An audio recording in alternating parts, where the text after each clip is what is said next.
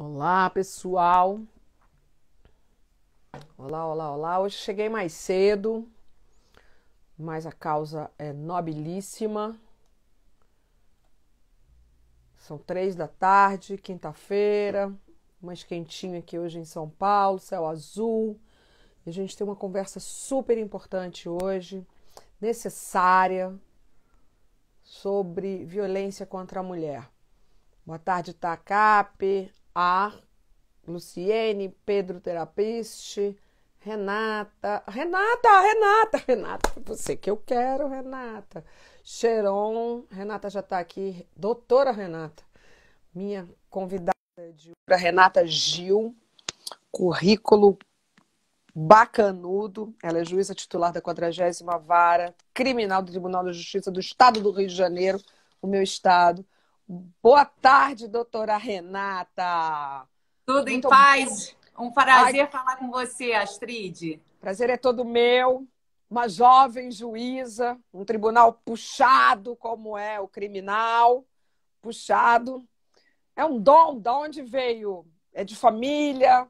Como é que você Eu decidiu ser acho, juíza? eu acho que isso é inspiração divina, sabe? Eu tenho falado isso. Ah, Eu, na verdade, queria ser policial. Meu pai é tá. policial, minha mãe é professora, e Ó, eu acabei juntou o mix. Muito junto. bom. É. E eu acabei indo para a magistratura por obra do destino, e hoje eu sou uma apaixonada pelo Poder Judiciário. E fui assim, nas minhas mãos foi entregue uma missão gigantesca que é representar a magistratura toda do Brasil. Eu sou presidente da MB É. também. Eu ia ler Então, seu currículo. Seu currículo é incrível. Ó. Juíza titular da 40ª Vara Criminal do Tribunal de Justiça do Estado do Rio de Janeiro, o famoso TJRJ. Nascida no Rio de Janeiro, nota-se pelo sotaque. Formou-se em Direito na Universidade Estadual do Rio de Janeiro, em 94. Ingressou na Magistratura Fluminense em janeiro de 98. Fez diversos, né, concursos, provas. Bom, já atuou em várias comarcas aí pelo interior do Rio de Janeiro, Rio Bonito. E na margem, a primeira mulher a assumir, foi, né, a primeira mulher a assumir a presidência em 2016, foi reeleita para o biênio 18-19. Mas é muita coisa, é um currículo grandioso, de verdade. Integra o grupo de trabalho criado pelo Conselho Nacional de Justiça, que a gente ouve muito falar também, CNJ. E agora, bom, agora você tem uma missão nas mãos que eu acho que aí sim é missão, que é o trato que da violência contra a mulher. Você, melhor do que eu, pode nos falar números. Você sabe que hoje eu fiquei muito indignada com um comentário nas minhas redes sociais, a gente falando sobre esses casos que aconteceram agora, de moças que estavam dentro das suas casas, no Rio e São Paulo, uma até fazendo yoga num cantinho reservado dela, e essas imagens foram roubadas e sexualizadas. Aí, para o meu espanto, uma mulher vem e fala que não aguenta mais a gente de mimimi. O que eu não aguento mais é ver o número crescendo de violência contra a mulher. assustador, Astrid. E eu muito preocupada com isso. No início do isolamento social, as pessoas não sabiam muito o que fazer. E eu ficava em casa, né, trabalhando à distância, porque graças a Deus a justiça não parou, a gente conseguiu trabalhar Sim. eletronicamente de uma forma muito engajada e eficiente. E eu assistindo um dia o Jornal das 10 da noite, vi uma reportagem sobre os números da violência. E eu pensei, a gente tem que fazer alguma coisa, porque essas mulheres estão encarceradas com os seus agressores, né, Dormindo trancadas, com. É filme, né? Dormindo com o o inimigo. inimigo. Pois é, e muitas nem sabem, né, que elas sofrem essa violência toda. E a gente tinha que divulgar isso, a gente tinha que criar um canal de denúncia, porque fóruns fechados, defensorias públicas fechadas, escritórios de advocacia dativos, esses que fazem os serviços gratuitos, fechados. Onde essas mulheres iam buscar socorro? DEANs, algumas fechadas. Delegacias distritais não realizando registro de ocorrência por violência doméstica. E aí eu pensei, vou fazer alguma coisa, liguei para uma amiga que se chama Maria Domitila, que é juíza em São Paulo e que cuida dessa agenda. Ela falou, Renata, Na Índia, as minhas amigas juízas indianas estão fazendo um trabalho que se chama Red Dot, que é aquela bolinha que as mulheres indianas usam Sim. aqui. Elas estavam usando na mão Ah, para denunciar. Eu falei, Domi, é isso. Vamos fazer um X vermelho na mão, porque é. isso é diferente, é inequívoco. E vamos buscar um lugar em que elas possam denunciar imediatamente. Aí pensei nas farmácias. Por quê? Farmácias estão abertas. As farmácias são lugares neutros que as mulheres já costumam ir normalmente. Os atendentes e farmacêuticos são pessoas que têm habilidade para atender pessoas em situação de risco de alguma forma. E São mais sensíveis, talvez mesmo. Né? mais sensíveis. Às vezes as pessoas chegam machucadas nas farmácias, Sim, né? literalmente, Literalmente. E aí eu pensei também, tem em qualquer lugar do Brasil e estão abertas no período da pandemia, não é estabelecimento comercial fechado. E aí liguei, no mesmo dia, isso à noite, 11 horas da noite, liguei para o ministro Dias Toffoli e falei, ministro, que é o presidente do Conselho Nacional de Justiça, ministro, a gente tem uma campanha para lançar, é para ontem, porque a gente precisa socorrer as mulheres. Ele montou, na mesma semana, o grupo de trabalho, porque eu entendia que tinha que ser, Astrid, uma política pública, não podia ser alguma coisa só da associação, tinha que ser uma política nacional. Não. E que Sim. todo mundo se engajasse com força. E nesse ponto, o Poder Judiciário ele é muito forte, ele é muito legitimado para tratar desses assuntos. E nem é assunto nosso, porque a questão da denúncia ela não tem a ver com os processos, né? Os processos Não, vocês são a última ponta, vocês são o que vai julgar. Vocês não têm poder de polícia, né?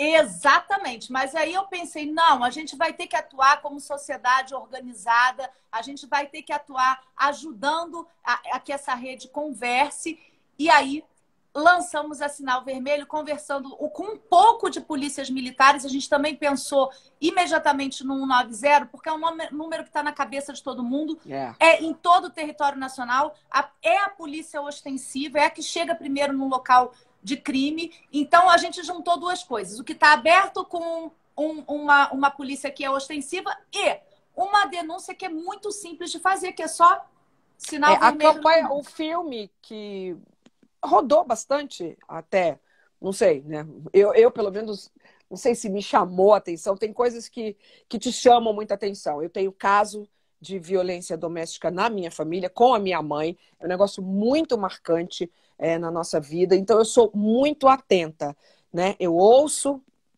o vizinho aqui de cima, na violência verbal.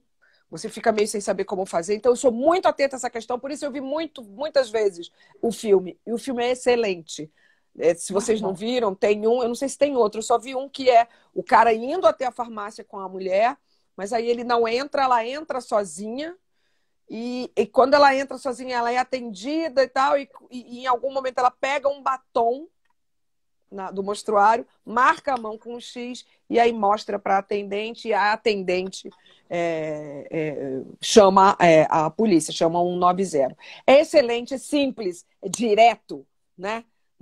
E essa era uma preocupação muito grande que eu tinha, porque eu, como juíza criminal, eu sei que a população não entende muito, né, os mecanismos de denúncia. A gente tem uma população desconfia. que desconfia, tem medo, tem uma série de coisas. Não tem ainda o nível educacional que a gente desejaria, que as pessoas pudessem verbalizar adequadamente, né, as denúncias. E o X vermelho é um sinal inequívoco, não admite interpretação. Em outros lugares a gente sabe que tem sinal assim, né, tem jeito, mas para a realidade brasileira, eu achei que o X vermelho era muito emblemático e direto e que deveria ter um nome também muito simples. Então, na hora eu falei, Domi, o nome vai ser sinal vermelho, porque pare é a mesma coisa que um sinal de trânsito, não pode ultrapassar, chegou, é o limite. E aí a campanha emplacou nas redes sociais, o que foi muito importante também, porque tem campanha que a gente faz que ela é institucional, ela é bonita, ela é toda articulada, mas ela não pega, né? As pessoas não conseguem digerir. A palavra é essa, não pega. Não pega. Ela pegou primeiro na sociedade, aí as influências começaram a postar, toda a rede jurídica, um grupo enorme de advogadas, aí elas têm acesso, né, às redes pequenas nos municípios. Quando você fala lá atrás, é uma causa de todos nós. Ela tem que ser uma causa governamental, porque ela é uma causa de todos nós. Não há quem fale, não. Então, a gente tem que repostar, a gente tem que alertar, a gente tem que fazer, incentivar a fazer, mas, sobretudo, também ficar atenta, porque a moça da farmácia pode ser a gente, não é só na farmácia.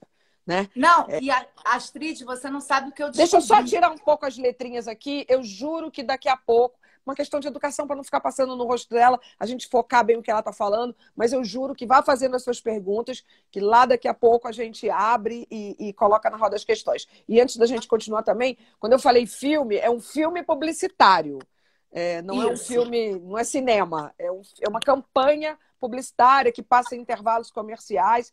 Eu assisto muito Globo News, então deve ter passado no intervalo da Globo News, mas eu tenho certeza que deve passar em outras televisões também. Continuando. As grandes redes de televisão estão passando. É um filme publicitário bem simples e bem curtinho. Você tocou em 2 pontos fundamentais. O primeiro que é nossa, é de todo mundo. E eu tenho dito que depois que a campanha foi lançada, ela é de qualquer um que incorporar. Tanto que as nossas mídias, elas estão abertas para todo mundo colocar lá o seu sinal, a sua marca. Pode colocar, não tem problema nenhum. E é dever nosso, né? As pessoas não sabem que está lá na Constituição que segurança pública e proteção à família é dever do Estado, mas é dever de todos nós. E todos nós homens e mulheres, né? Então, a gente tem que incorporar essa ideia. E também uma outra coisa, isso é responsabilidade social, isso é solidariedade, é valor humano, né? A gente precisa trabalhar em conjunto para combater aquilo que o Estado ainda é ineficiente de combater. E Astrid, uma coisa muito interessante, você começou a sua fala falando de números, né? Quando comecei eu viajo hoje o Brasil inteiro virtual, porque a gente não pode, né, se deslocar tanto, mas eu apresentando a campanha, eu estou descobrindo coisas assim sensacionais. Eu já conheci o Brasil todo, porque na minha campanha para presidente da MB eu tive que visitar cada estado e as mulheres, nesse ponto, têm que se esforçar muito mais que os homens quando são candidatas, né? Eu tive que rodar o Brasil todo, mas nessas viagens que eu fiz virtuais, eu descobri que tem muitos gargalos nesse combate à violência contra a mulher, principalmente no sistema de segurança pública. E eu descobri que a maior causa de acionamento do 190 no Rio de Janeiro, você sabe o que é? É a violência contra a mulher. No Distrito Federal, é a segunda maior causa. A primeira é a perturbação contra a ordem. E eu estava conversando com comandantes de polícia militar, eles me disseram que quando não é a primeira causa, está embutido na situação a violência contra a mulher, porque geralmente ou é uma briga familiar ou é a perturbação contra a ordem, que é aquela bagunça, desordem. E aí a violência está acontecendo dentro desse contexto. Então, assim, é um enfrentamento que o Estado brasileiro não fez e precisa fazer. E os números indicam que nós somos irresponsáveis, é isso que eu estou chamando a atenção, irresponsáveis no trato dessa matéria. O Brasil tem a 3ª melhor lei do mundo de combate à violência contra a mulher, que é a Lei Maria da Penha, que toda hora sofre, né, alterações positivas. A gente teve agora a 14.022, que torna o atendimento preferencial para as vítimas de crimes graves contra a mulher. E a gente ostenta o 5º lugar de país mais violento do mundo contra a mulher. E, pasmem, a gente só perde para Venezuela, Honduras, Guatemala e Rússia. Países que não cuidam de direitos humanos. É tão curioso isso, né? Porque a gente tem a melhor lei, olha só o que ela falou, a gente tem a melhor lei, né? Mas a gente não tem. O volume é enorme e a lei não está sendo usada. Eu não consigo compreender isso, porque a gente reclama tanto de mas não tem lei, mas a lei é falha, né? A lei é falha é uma frase, né? Então, qual é o ruído aí nessa questão? Aonde é que a gente está errando? Essa agenda era uma agenda de direitos humanos, é uma agenda feminina. É o que você escutou hoje de uma internauta aí, de uma frequentadora de redes sociais. Mimimi feminino. Não é. Isso é um problema de segurança pública. Os dados indicam que isso é problema de segurança pública. E aí, me deparando com esse problema monumental, eu tomei outra iniciativa também, porque eu não paro, eu sou criativa toda a vida, você nem sabe. Amém, amém! Eu procurei o ministro André Mendonça, que é o ministro da Justiça, e pedi a ele.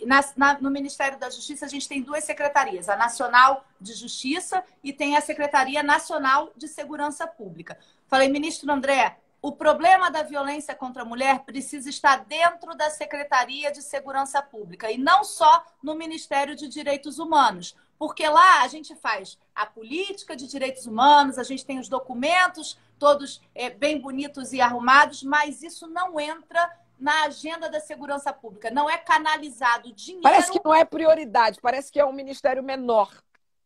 Parece que é uma Como questão não deveria menor. ser, que é uma questão menor. É. A questão é menor, o ministério fica enfraquecido.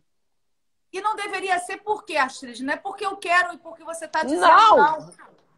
É porque os números me dizem que a violência contra a mulher é um problema de segurança pública. Então, nós pedimos... pessoa, desculpa, doutora, acho que qualquer pessoa hoje minimamente interessada em se informar, quando você abre qualquer site de notícias, seja o G1, o UOL, qualquer um deles, todo santo dia tem uma notícia de uma violência gravíssima cometida contra uma mulher. Eu estou falando de assassinatos, né? Você tem aí os números de feminicídio desse ano? O quanto subiram? Subiram em 30%, sendo que em alguns estados, eu tive, por exemplo, o Maranhão, que foi o estado que me chamou mais atenção e que me causou toda a indignação, porque nessa matéria que eu assisti às 10 da noite falava disso. O Maranhão teve 157% de aumento de casos de feminicídio, 157%. E decréscimo de 97% de registros de ocorrência por violência. Aumentou e diminuiu. As mulheres não estavam conseguindo denunciar, elas morriam antes de conseguir denunciar. É um drama muito, muito grande dentro da família brasileira em todos os níveis sociais. Todos os níveis também sociais. Isso não é uma descoberta, né? Isso é fato. Não, tanto que fato.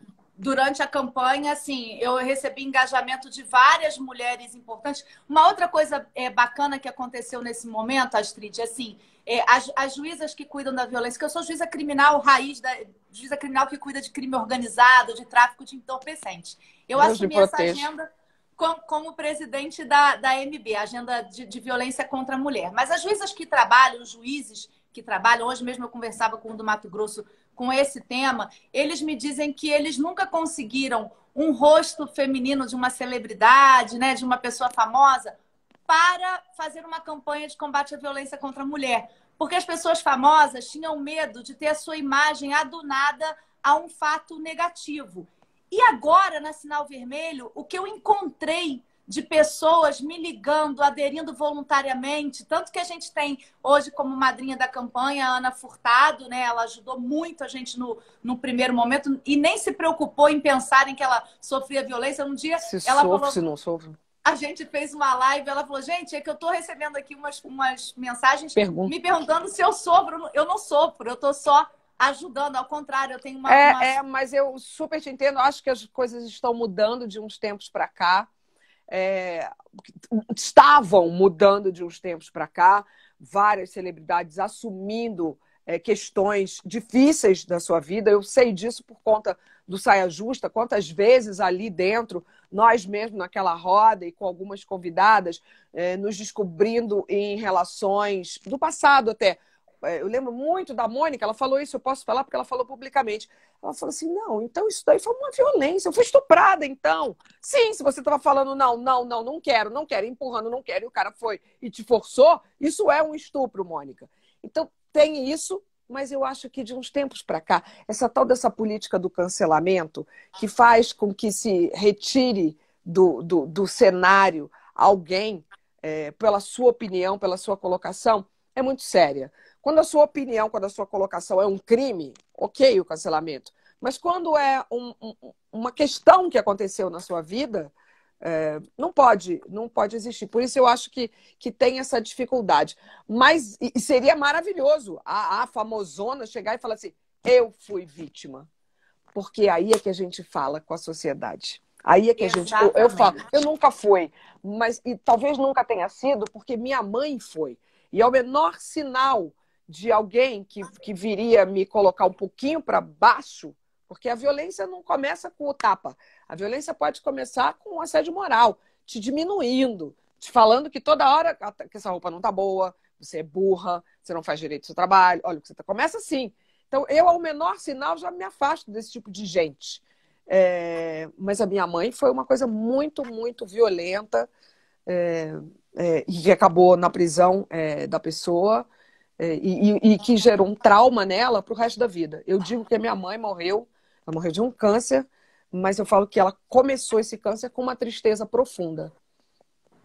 Então, eu gostaria de ter mais gente bastante famosa, chamando para si, porque esse Brasil é muito grande e esse Brasil precisa da gente. Você estava falando disso, né? Do que você viu aí por esse Brasil. Chega no norte, tudo piora, né? Eu vi coisas incríveis, na verdade, Astrid, a minha impressão, eu me surpreendi. Essa é uma poeira que estava debaixo do tapete. E eu não vou deixar mais, com essa minha passagem aí por esse cargo, eu não vou deixar mais isso acontecer. Eu vou trabalhar até o fim do meu mandato de 3 anos para que a gente crie de verdade uma estratégia e consiga enfrentar os desafios disso tudo, porque o que eu vejo é o seguinte: secretarias de segurança pública que sequer têm o registro de ocorrência online funcionando, totalmente burocratizado, delegacias que não aceitam fazer registro de ocorrência de vítimas de mulher. Claro que a gente tem 1 milhão de bons policiais, de bons profissionais, mas não pode haver isso na nossa realidade. Uma sequer não pode haver. Porque isso uma mulher pode estar precisando... Por que não pode fazer uma delegacia comum? Porque isso era tido como um crime de menor importância, de menor relevância. E não é. É um crime gigantesco, as pessoas estão morrendo por causa disso. E eu tenho dito também, Astrid, que uma coisa que eu tenho lutado muito bravamente é que, além do direito à vida, a campanha, ela primeiro protege a vida, né? Porque é a mulher em situação de risco mesmo. Mas, em segundo lugar, eu tenho falado isso em todos os treinamentos que eu faço. Hoje eu fiz para a Polícia Militar do Mato Grosso, eu fiz para a Polícia Militar de Minas Gerais, fiz para os policiais civis do Rio de Janeiro. Nós precisamos garantir às mulheres brasileiras, que constituem 52% da população brasileira, o direito de escolha, liberdade para saber onde que ela vai viver com os filhos, como ela quer trabalhar, que roupa ela quer vestir, a comida que ela quer comer, se ela pode mexer no celular, porque os homens não deixam. A opressão patriarcal em todos os setores, né? Em todos os níveis, eles têm impedido que as mulheres sejam mulheres, que as mulheres tenham o seu direito de ser pessoas humanas. E, em geral, começa exatamente aí, né? Com quem você está falando. Me dê a senha do seu celular. Não, a senha eu peguei um caso de registro de ocorrência que a mulher conseguiu chamar a polícia indo à casa da mãe. No computador da mãe, ela rapidamente conseguiu acionar o registro de ocorrência online. Só que o registro de ocorrência ele era muito longo para ela preencher. Ele caiu em exigência. Aí ela pediu socorro. E aí conseguiram acionar essa mulher num único momento. E o marido na porta da casa da mãe. Porque ele só aceitou que ela fizesse uma visita à mãe. Então, muitas pessoas não têm sequer celular, Astrid. A gente tem que entender que o mundo real... Sim, claro, claro. É outro. Não tem celular, não tem computador. As pessoas precisam, de alguma forma, externar esse sofrimento. E a gente tem visto que muitas pessoas sequer sabem da violência que sofrem. Eu ontem fiz uma live com uma delegada sensacional chamada Patrícia Guiar, de Arraial do Cabo. Ela tem um projeto chamado Guardiães, em que ela simplesmente, a única coisa que ela fez foi mudar a forma procedimental dentro da delegacia para atendimento a essas mulheres. Ela até pegou um caso que ficou muito famoso aí de um PM que matou, né, a mulher lá em Arraial, e ela conseguiu rapidamente prender, porque o atendimento humanizado da delegacia fez com que a vizinha que assistiu o crime denunciasse. Ele foi preso imediatamente quando estava caminhando. Ele matou a mulher friamente, um PM de 70 anos, matou a mulher friamente e saiu caminhando pela rua para você sentir a sensação de impunidade que essas pessoas têm. E ela certeza. certeza de impunidade. Ela contou um caso que me chamou muito a atenção, de uma menina de 25 anos que teve coragem de ir à delegacia. Ela falou, doutora, eu tenho acompanhado o seu trabalho aqui na comunidade e eu descobri que, na verdade, eu sofria violência. Eu fui adotada, o meu padrasto me estuprava seguidamente. Eu tive um filho com ele desde os 12 anos de idade, ela tinha 25 anos. Eu tive um filho com ele, uma filha com ele, e ele me prende em casa. Eu não posso ter vida nenhuma. Ele é casado com a minha mãe, mas eu não tenho vida. Minha vida é trancada e eu tenho medo que ele faça a mesma coisa se já não fez com a nossa filha, né? Com a filha deles. Então, essa situação da repetição da violência com os filhos, com os irmãos, isso é cotidiano. Isso aparece para mim na vara criminal o tempo inteiro. Se a gente não encontra um caminho para ceifar desde o início a violência, a gente continua expondo as outras pessoas. Então, veja como é uma questão mesmo de responsabilidade social, né? Eu não posso pensar que isso é o problema do outro, né? Outras pessoas vão sendo violentadas, né? E passando por esses constrangimentos. São histórias, assim, doloridas, muito tristes. A gente é o país do que fala, que tem aquela terrível ditado que eu odeio. Briga de marido e mulher, ninguém mete a colher. Mete. Esse é um outro ponto na campanha que a gente tem falado muito, porque, por exemplo, a gente tem as deficientes auditivas, as deficientes físicas. Como é que elas denunciam? Elas não têm condições, embora a gente na campanha tenha pego uma deficiente auditiva, olha que coisa sensacional. Ela viu a chamada na TV da campanha, ela fez o X vermelho, fotografou, mandou para a rede de farmácias perto da casa dela, a farmácia chamou a polícia e ela foi socorrida. Cárcere privado. Cárcere privado que ela vivia. Então, assim, a gente também quer que as pessoas que moram num prédio, num condomínio, e já tem projeto de lei funcionando para isso. Em Minas Gerais, existe uma lei estadual que prevê que síndicos e gestores de condomínios têm o dever de denunciar. Tem um projeto também de um senador de Goiás, que eu fiz até uma live com ele também, nesse mesmo sentido, com a obrigação de denúncia pelos gestores dos condomínios, exatamente porque briga de marido e mulher, a gente mete a colher porque a gente pode salvar uma vida, a gente pode salvar a vida desses filhos que também estão em situação de risco, né? Estava pensando exatamente isso. Muitas vezes a gente tem as crianças envolvidas nesse ambiente.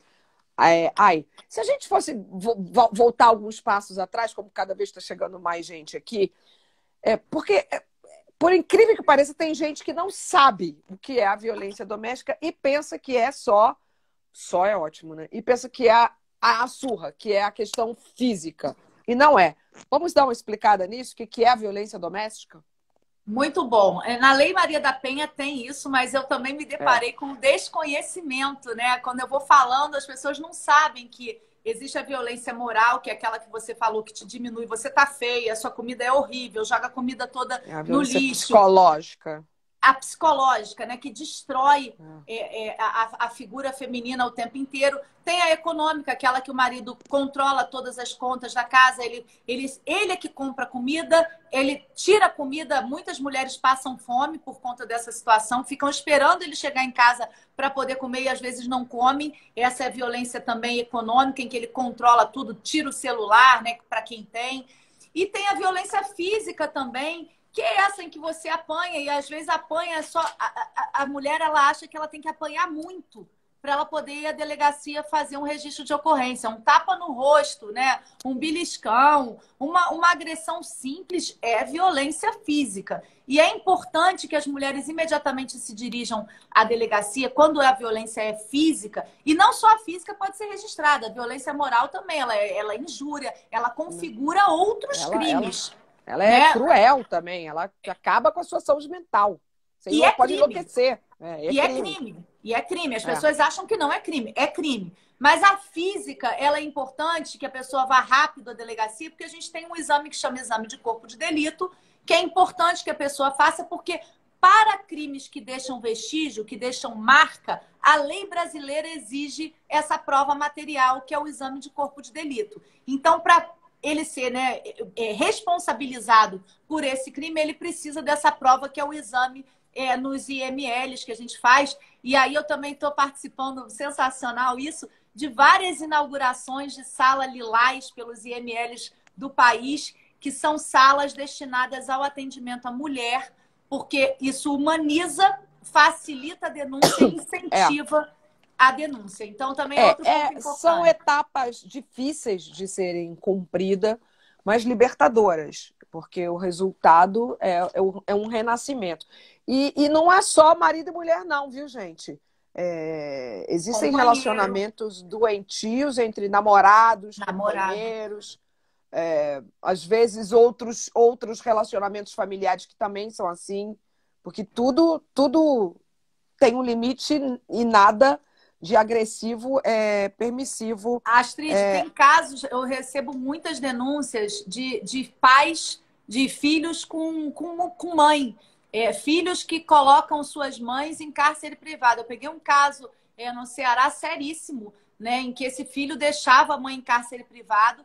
E essa denúncia foi feita numa farmácia e esse rapaz se achando direito, né, de dizer que aquilo era um absurdo. Então, a gente tem muitos casos também de filhos que atacam os seus pais por serem idosos. É violência também doméstica. Meu Cristo Rei. É uma gama de casos. Olha, eu tenho me deparado com situações realmente que demonstram que a gente precisa evoluir muito como humanidade, né? O ser humano precisa aprender a ser ser humano. E a gente precisa falar isso, né? Tem que tocar nessa ferida, falar publicamente. E por mais que doa. Por mais que dói, né? Você acha que eu não fico emocionada? Eu fico emocionada, apesar de eu ser juíza criminal e ver atrocidades o tempo inteiro. Não, você é humana, né? Me emociona. E assim, a campanha tem sido tão bacana porque o que eu vejo é que as autoridades estão se movimentando. Então, por exemplo, no Rio de Janeiro, eu ontem até fui numa solenidade bacana pelo Dia Internacional da Igualdade Feminina, né, no Cristo Redentor. Foi uma solenidade bonita da Secretaria de Segurança Pública e foi ecumênica, em que se tratou também da igualdade religiosa, né? Se tratou da igualdade racial, da igualdade religiosa e da igualdade feminina. E eu tenho percebido que as autoridades têm prestado mais atenção. Eu fui convidada, acho que por conta da campanha Sinal Vermelho, e o secretário de Segurança do Rio, ele fez uma operação policial, saindo da cidade da polícia. A cidade da polícia, para quem não conhece no Rio, fica lá dentro do Jacarezinho, né, numa área de favela, e de lá saem aquelas operações para prisão de crime organizado, né, de traficantes poderosos no Rio, que saem com helicóptero, com uma tropa de 100, 200 homens, cumprindo mandado desde 6 horas da manhã, 5 horas da manhã, com caveirão. Saiu uma operação policial nesse mês para o cumprimento de 100 mandados de prisão de agressores de mulher que descumpriram medidas protetivas. Todo o aparato policial do Rio de Janeiro preparado para esse enfrentamento da violência contra a mulher. Então, eu acho que, no final das contas, a gente está começando a mexer nesse lodo que está lá embaixo e criando uma nova cultura de combate à violência contra a mulher. Agora, fácil não foi. Não. Nem acabou. Você está, acho que, apenas no começo, né? Não tem prazo para acabar a campanha e eu vou lá assim na ferida. Hoje eu fui fazer lá o treinamento da Polícia Militar e aí eu falei, eu queria falar hoje não para as mulheres da tropa, porque as mulheres da tropa, como eu, já têm a responsabilidade aqui nos ombros, e os meus são largos, de fazer a representação feminina e combater. Eu quero falar para os chefes operacionais que vão passar essas informações, vão passar as rotinas para os seus subordinados, porque eles é que vão ter que entrar nesse combate de corpo e alma como a gente. Sem falar da mesma coisa para os secretários de segurança, porque o que acontece? O chefe do 190, o chefe do operacional do 190 é sempre um homem. Nós temos todos os comandantes de batalhões de polícia militar do país são homens. Não temos mulheres. Então, essa cultura também patriarcal, e aí ontem também numa live que eu fiz me perguntaram assim, você acha que o judiciário tem a cultura patriarcal ainda? A gente ainda está totalmente envolvido nesse sistema? Eu falei, não acho não, eu tenho certeza. E as polícias também estão, né? E a gente se pega. Eu não sei se você tem um filho, né, de 12 anos. Eu tenho um filho de 16 e uma menina de 15 anos. Às vezes eu me pego falando alguma coisa que é um discurso que eu recebi lá do meu pai, né? Que não deixava eu falar. E aí me dá aquele clique, eu falo... A gente tem que estar muito atenta. Então, essa quebra do paradigma, né, da cultura patriarcal, né, desse machismo todo que está correndo no nosso sangue há muito tempo, isso é uma mudança cultural. Agora, a gente tem que ter ações concretas. Não adianta a gente ficar discutindo, fazendo palestra, Congresso Internacional de Direitos Humanos. Eu não quero isso mais. Eu quero política de segurança pública e tenho dito, inclusive, no outro dia eu fiz uma live com os policiais civis e eles falaram assim para mim: ah, mas na minha delegacia, eu estava lendo, né, nas mensagens assim da live, na minha delegacia não tem papel, a viatura, o pneu tá furado e não sei o que, não sei o que. Aí eu disse, olha, na minha vara tá faltando funcionário, mas eu continuo trabalhando normalmente. A gente tem que superar as deficiências que a gente tem e trabalhar na agenda. Se a gente ficar pensando que o Estado brasileiro não tem estrutura para isso, a gente nem começa o trabalho. Então, essa consciência também, e aí eu disse para eles, por exemplo, vocês sabem que se as polícias tiverem projetos de combate à violência contra a mulher, há dinheiro do Banco Mundial, do BID, do Banco Interamericano, canalizado para esses projetos? É só apresentar o projeto. Então, sentar na cadeira e reclamar é mais fácil, né? A gente tem que começar... Mostrar vontade política de mexer com isso daí. E eu quero voltar a um ponto aí que você estava falando, que na hora que você falou assim, eu não queria falar no batalhão da polícia com as mulheres, eu quero falar com os homens. O GNT é parceiro da ONU Mulheres, você sabe disso, e a gente tem aquela campanha Eles por Elas. Eu acho isso uma evolução no feminismo. Porque é com o homem que a gente tem que falar. E quando a gente está falando da violência doméstica, é com ele que a gente tem que falar, com aquele que é mais esclarecido, com aquele que é maioria, que sabe que não é esse o caminho da família, que não é esse o caminho da vivência a dois, conversar com os outros. Porque eles sabem quem é aquela frutinha podre ali no meio deles. E é esse próprio homem ser nosso aliado na denúncia desse que envergonha a categoria. Você não acha? Não, eu tenho certeza. Não acho, não. Tenho certeza. Você sabe que quando a gente começou o X Vermelho, eu pedi para homens e mulheres fazerem. E no nosso grupo de trabalho lá no Conselho Nacional, que eu quero aqui deixar um super abraço para o ministro Schietti, do STJ, e a conselheira Maria Cristina Zioba, que são os dois grandes nomes que estão conduzindo a campanha junto comigo. O ministro Schietti, ele fez imediatamente o X Vermelho e tirou a foto. E do lado dele, né, na casa dele, tem uma pintura de um artista famoso, que é uma pintura muito feminina. E aí ele foi duramente criticado nas redes sociais e alguns me mandaram mensagem inbox e alguns outros amigos homens, né, do sistema de justiça me disseram, eu não vou fazer esse X vermelho não, que vão pensar que eu apanho em casa. Eu vou fazer minha rede Desculpa, doutora. Vou fazer... Olha a cabeça e olha, pessoas com pós-graduação, né? Não! Né? Então, mas não está funcionando, né? Seus valores... homens precisam se envolver nisso. E depois eu vi também uns memes, Astrid, muito maneiros, porque depois que a campanha viraliza, tem as coisas boas, né? Eu vi, assim, homens com uma varinha de pescar aqui, assim, violência doméstica, minha mulher me tranca em casa, não me deixa pescar, e outro que queria sair para beber. Você tem alguma coisa contra? Eu sou a favor desses memes, porque eu acho que quando chega no meme, o negócio vai ficando na cabeça. Remete ao X vermelho, né? E esse X vermelho, gente, pode fazer de caneta, mas pode fazer de batom. Toda brasileira, existem pesquisas que, em média, cada brasileira tem 2 batons. Eu estou fazendo, às vezes, de muitas brasileiras. Mas por mais humilde, mais simples que a moça seja, ela tem um batom dentro de casa. Então, ó, é um batom. É um batom que você vai no mostruário da farmácia, do supermercado, e vai fazer ali e vai poder se identificar. Posso até fazer.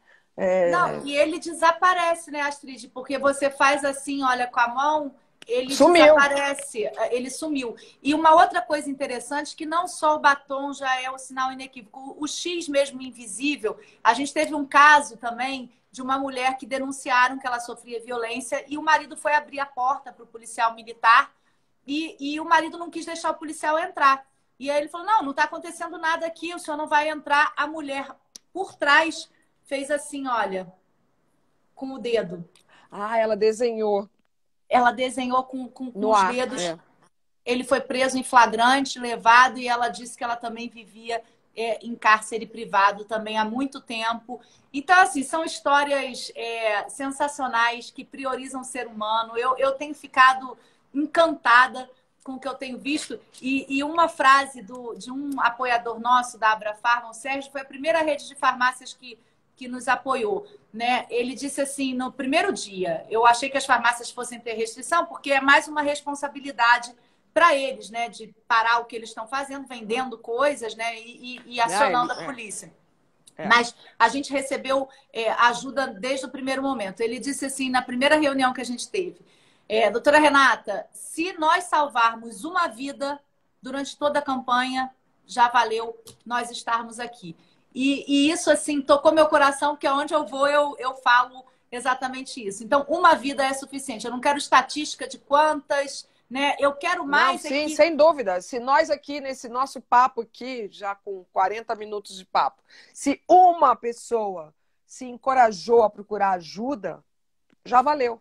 Já valeu, já valeu, já valeu total o meu dia. E eu tenho certeza que entre nós existem pessoas aqui, nessa live, nesse momento, precisando de ajuda. Tenho certeza. Astrid, eu descobri, durante a campanha, a gente tem um parceiro que é uma rede de cosméticos, e durante a reunião, a primeira reunião da parceria... Pode falar quem é. Quem é? É Mary Kay, né? Sei, maravilhosa. Eles fazem esse trabalho já com mulheres há muito tempo, e esse trabalho com mulheres que eles fazem, eles têm inclusive uns abrigos secretos em que os homens não sabem onde as mulheres, eles têm umas parcerias assim.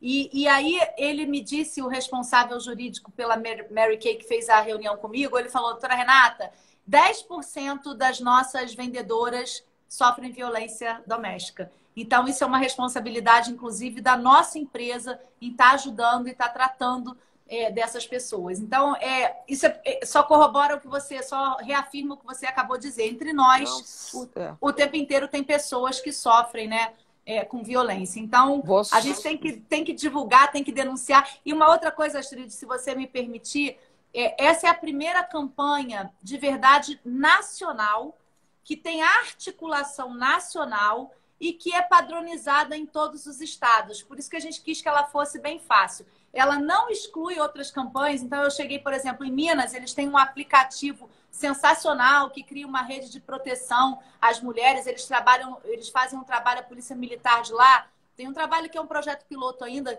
que eles trabalham com predição e prevenção, né? A predição é a inspeção àqueles casos que já registraram uma ocorrência por violência contra a mulher. Então, passam a ser inspecionados com frequência a vítima e o agressor. Sabe qual o índice de reincidência que eles encontraram lá depois dessa predição? Menos de 1%. Então, isso indica que há estratégias, há campanhas que já funcionam acopladas a todas as outras. A Sinal Vermelho é só uma a mais dentro desse contexto todo e que tem essa finalidade precípua, né, que é a finalidade principal nesse momento de pandemia em que a gente não está com todo mundo circulando ainda nas cidades, permitir que as mulheres possam denunciar com segurança, né, e de uma forma rápida. Mas ela não exclui, porque assim, eu tinha um pouco de ciúme, né, em alguns lugares que eu chegava. Ah, não, mas isso vai excluir a minha campanha, que eu sou autora de... Primeiro eu falava assim... pelo amor de Deus! Quem é o autor da campanha? A campanha é de vocês agora. Eu falo isso o tempo inteiro. Quem quiser pegar e registrar, não tem problema. A campanha é de todo mundo.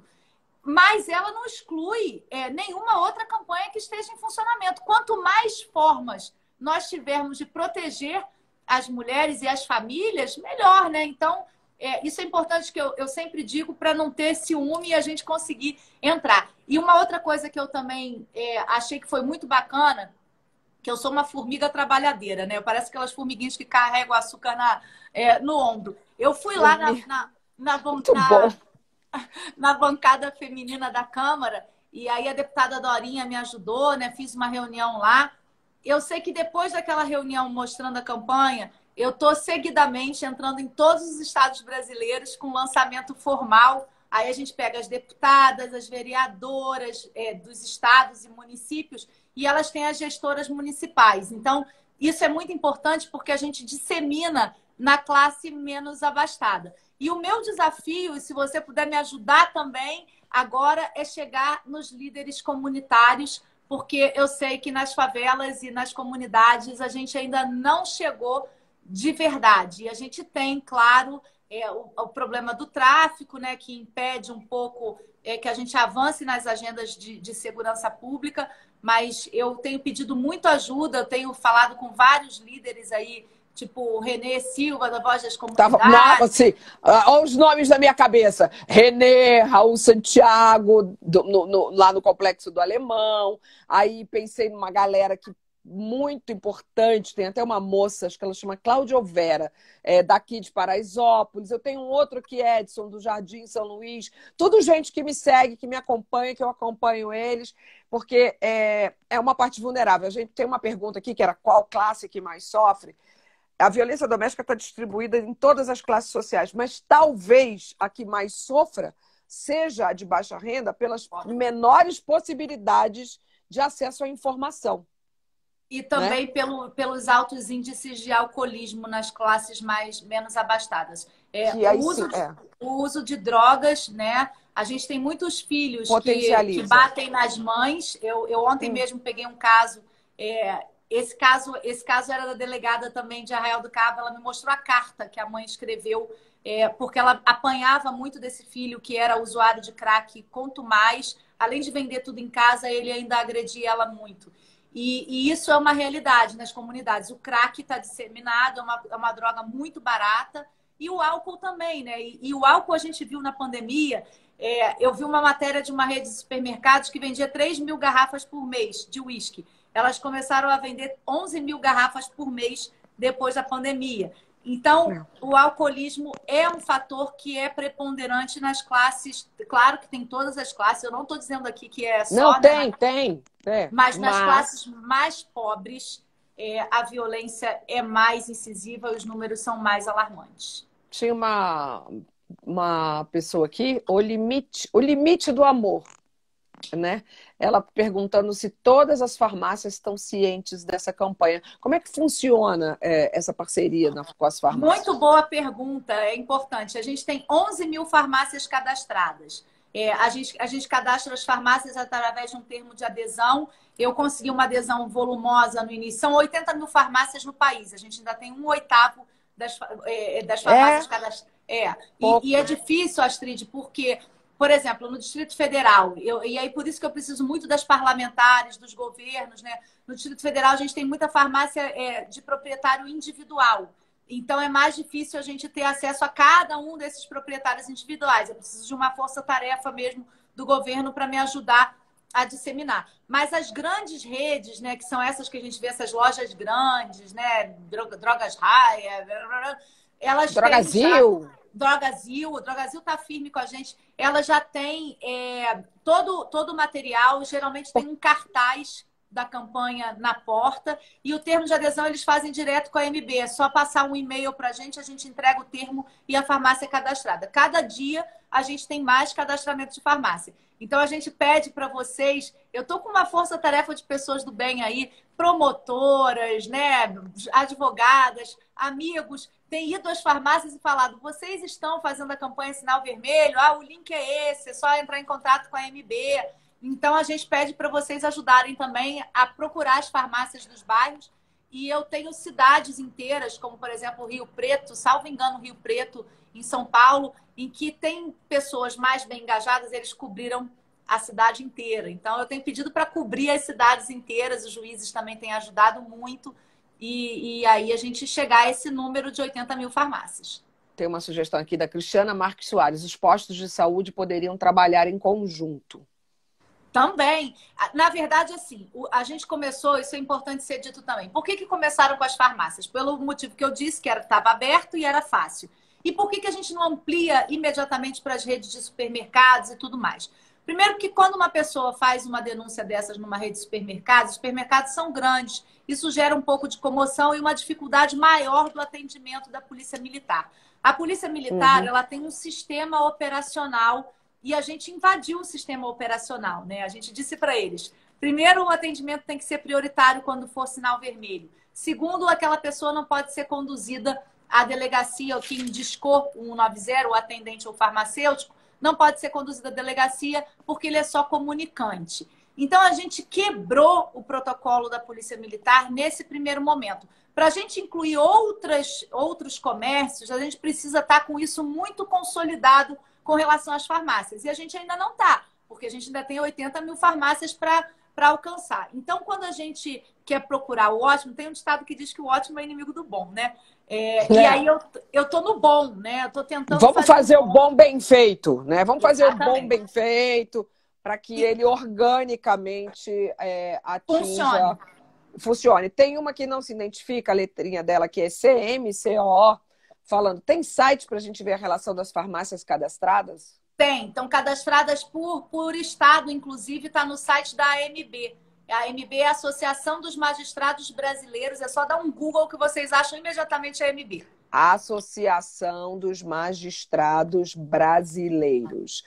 Mas, antes da farmácia, a pessoa própria pode procurar auxílio denunciando. Você não é dependente, não é o caminho agora, não é a farmácia, né?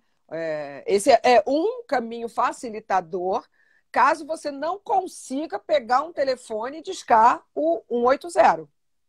190 é o número que a gente... 190.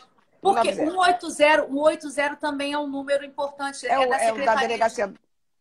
Não, é da Secretaria de Direitos Humanos, 180. É o Disque Violência contra a Mulher também. E tem o Disque 100, que é o Disque Direitos Humanos também.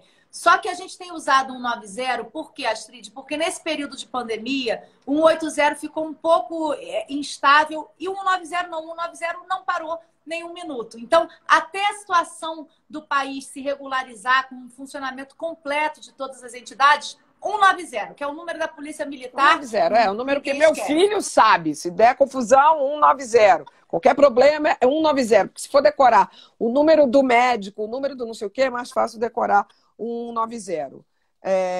Mais algum canal de comunicação?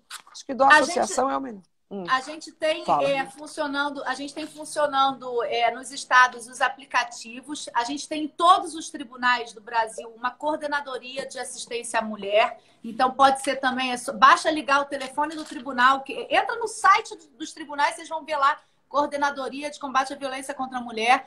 Também pode ligar para lá que eles acionam, fazem o encaminhamento. Procurar as delegacias de polícia, tanto as DEANs como as distritais, elas são o caminho mais fácil. Agora, a gente usou também a farmácia porque muitas mulheres não queriam se dirigir diretamente a uma delegacia, ainda sentem esse constrangimento, ainda tem essa vergonha. Então, a farmácia também tem essa conotação de ser um facilitador. Mas pegar o telefone, falar com o vizinho, pedir para o vizinho ajudar, isso funciona muito bem. E a gente tem visto, Astrid, assim, que tem aumentado muito. Eu conversei com a juíza da primeira vara da violência doméstica contra a mulher, a Adriana Mello, que é uma também ativista e luta muito. Ela me falou, Renata, depois da campanha Sinal Vermelho, o que eu recebi de pedido de medida protetiva aumentou muito. As pessoas voltaram a denunciar.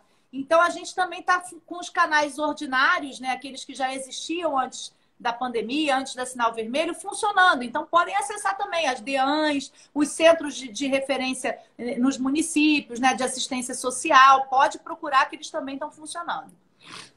Renata, acho que a gente cobriu tudo isso. Você não só é uma formiguinha trabalhadora, mas como é um grilinho falante ótimo, clara, expressiva, dá para entender tudo e entusiasmada com... voltando lá para o comecinho, né? Com isso que talvez seja uma causa de empatia, mais até de que empatia, de compaixão, porque a compaixão exige a ação, né? A empatia, a gente, que pena, né? Se colocar e saber o sofrimento e tal, mas quando parte para a ação, aí é que você mostra que você vai estar fazendo toda a diferença. Muita gente aqui agradecida, elogiando, me perguntando se a live vai ficar salva. Sim, a live vai ficar salva. E eu falo, se você conhece alguém que está nesse momento de muita dificuldade, é um momento, ele vai passar, ele pode passar. E a gente pode ajudar. Então, encaminha depois também essa live para essa pessoa, ofereça a sua ajuda. E, ó, não é difícil marcar o X, né? É Muito, muito fácil, obrigada, doutora. é fácil, é simples. E eu falo, sabe, Astrid, eu tenho muita alegria de viver. O ministro Humberto Martins, que é meu amigo, que hoje assume a presidência do STJ, ele fala uma coisa que eu gosto muito. Ele fala que ele acorda para ser feliz e dorme para ser feliz. Eu penso exatamente isso e eu me sinto... a oração de São Francisco de Assis, ela está todos os dias... Eu sou ecumênica, tá? Eu gosto de todas as religiões.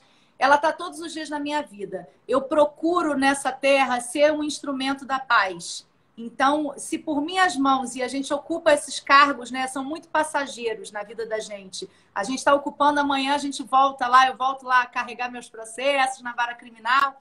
Mas se não tiver sentido, um sentido maior para a humanidade, a gente ocupar essas funções, não tem sentido para a vida da gente. Então, que eu seja sempre instrumento de boas coisas e da paz do Senhor, e que vocês nos procurem, né? A MB tem as redes sociais dela, eu tenho a rede social Renata Gil, podem me encaminhar tudo, eu procuro responder todo mundo na medida do possível, e nos ajudem todos. Isso é uma corrente do bem, de responsabilidade e solidariedade social. Um beijo Renata, enorme, adorei te conhecer. Calma, eu sou sua fã. Eu assisto todos os seus programas e o meu marido, ele fala para mim assim, Renata, você chora a cada programa chegadas e partidas. Eu choro. Como não chorar, né, Renata? Claro que você chora. Aquilo é lindo. Você chora. Continua com a sua missão, que a sua missão toca os nossos corações e nos inspira a construir coisas melhores. Você também é uma mulher muito inspiradora. Vem cá, o seu arrobinha não é só Renata Gil, é? Renata Gil, arroba Renata Gil. Tá tudo salvo aqui, o arrobinha dela tá lá nos stories arroba do Renata GNT. Gil AMB, eu nunca sei como... Eu falei que não era só Renata Gil. Eu vou marcar, não se preocupem, eu vou marcar. Quando eu salvar a live, eu vou botar no título da live o arroba Renata Gil AMB. Renata, muito boa tarde. Muito obrigada pelo seu valoroso tempo, mas eu acho que é a causa. Tô nessa contigo. Já sabe como me encontrar, meu caminho. Conte comigo, tá bom? Obrigada. Um beijo enorme, um beijo a todos que nos assistiram. Beijo, fica com Deus. Você também. A cada um de vocês, meu muito, muito obrigada por ter participado aqui, prestado tanta atenção nesse assunto. E a gente é corrente, né? Se tem alguém precisando, bora estender a mão. Beijo, até semana que vem. Amanhã, hoje é quinta, né? Agora eu fiz a live num outro horário, tô toda atrapalhada. Não, hoje é quinta, hoje é dia de Mulheres Admiráveis no meu canal no YouTube. Hoje eu vou contar, essa semana eu contei a história da Fernanda Young, forte, passada. Tem um texto que a Fernanda Young, o último texto que ela escreveu, que é tão atual, e tá lá no Mulheres Admiráveis. E hoje eu conto a história de uma musicista, a Chiquinha Gonzaga, muito forte a história dela. E amanhã eu tô ao vivo também no meu canal no YouTube, às 9h30 da manhã, fazendo um resumo das principais notícias do dia. E amanhã quem vai lá me ajudar a dar uma interpretação, a costurar, a levar uma luz, é a jornalista do Globo, da Globo News, Flávia Oliveira. Então, conto marcado. Amanhã, 9h30 da manhã. E nas quartas, mais tarde, às 10h30, o nosso Saia Justa. Beijão, gente. Até!